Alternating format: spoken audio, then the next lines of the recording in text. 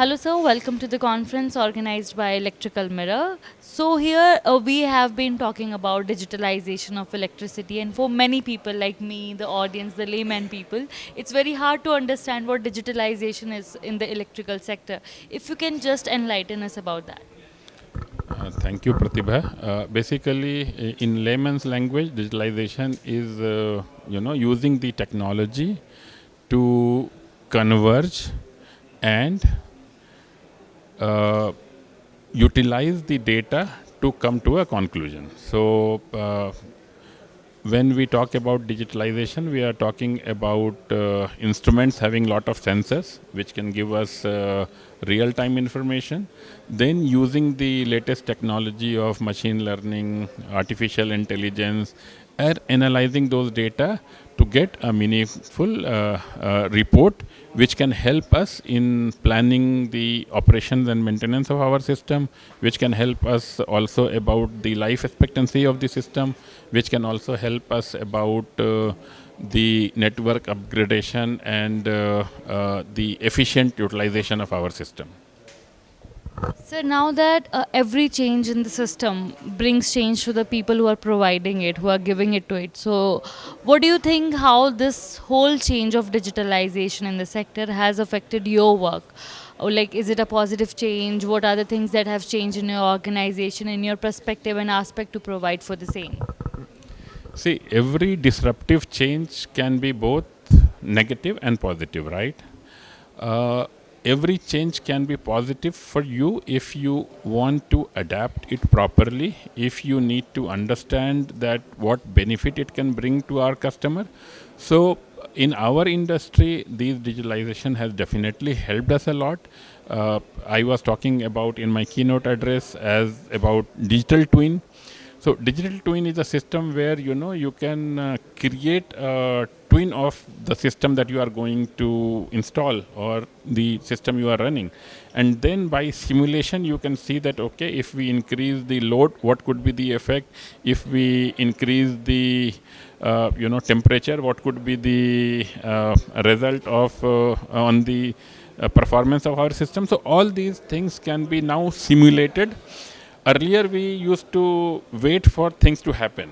Now we can see in advance that how our system is going to perform uh, if we are changing the parameters. And as you know, because of globalization or because of global changes, things are changing. I mean, the countries which were cold countries, now the temperature is rising there, so they were not ready. I remember couple of years back when I went to Germany, there were no air conditioning in the hotels because it was not required. Then they started putting the fans in the room. Now they have full air conditioned available because the temperature is so high that you can't stay in a hotel if it is not air conditioned.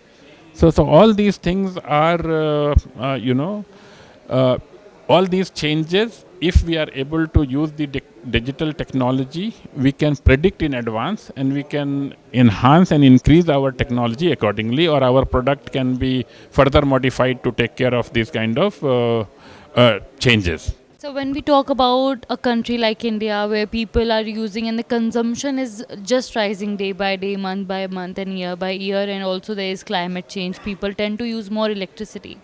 And whenever there is this new initiative, the government come up with some schemes to just give a push start to these things. Is it helpful, and how your company is using that? See, any technology, if it has to grow, it needs support from the government. Fortunately, our government is a proactive government, so we are able to envisage the changes which is going to happen, and we are encouraging that from various schemes that government of India is running or the state governments are running.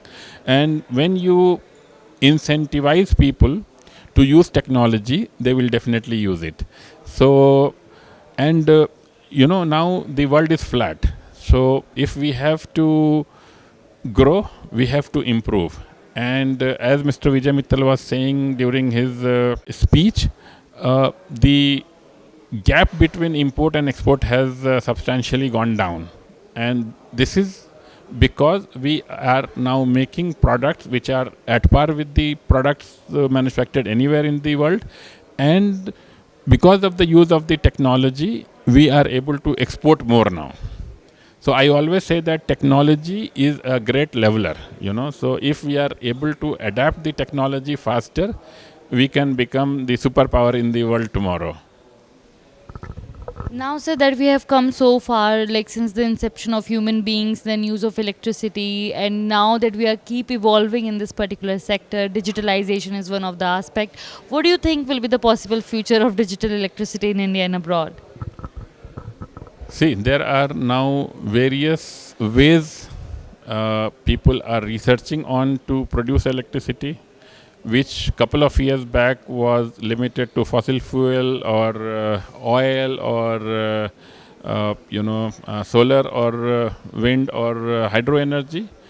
So a lot of experiments are going on to find the new ways to generate electricity. I can only share you one thing, the world is fast moving in disruption mode. So say in my father's time or in my grandfather's time, the disruption cycle was very long. So things would change in say 50 years, 60 years. In my father's time, things were changing in 30 years, 20 years, In our time, it was changing every 10 years. And I can tell you, during our kids' time, the disruption period will come to 1 or 2 years. If you are not improving on your product or solution, you will be out of business. We have seen many such examples in our life: Nokia, BlackBerry, Kodak. So technology is so. Would you have imagined, say, 15 years back that you don't need any camera anymore? Your mobile phone will become a camera. So now mobile phones are now being sold on the pixels of the camera rather than the technology it is required to make a phone call, right? So these are the sign of disruption, whether it is in electricity, whether it is in energy sector, whether it is in mechanical field. Every field, if we are not able to keep on investing in R&D, we will be out of business soon. Well, thank you so much, sir. It's a very well put input, and we genuinely understood the depth of the subject. And thank you so much for your time.